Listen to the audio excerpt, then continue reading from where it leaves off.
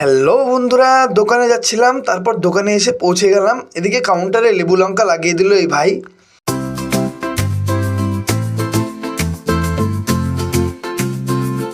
খুচরো দিতে আসে কাকা আমাকে, এই কাকার সাথে ঝগড়া লেগে গেল পাশের দোকানের।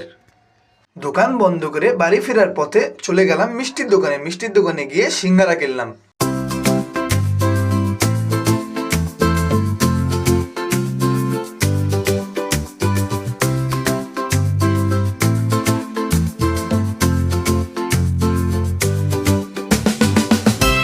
এক পিস সিঙ্গারা আমি দিতে বললাম, আমি দোকানে বসে খেলাম, আর বাদ বাকিগুলো প্যাকেট করে দিতে বললাম। একটুখানি মিষ্টি শিরা নিলাম, সিঙ্গারা খেয়ে দেখলাম যে খুব ভালো হয়েছে।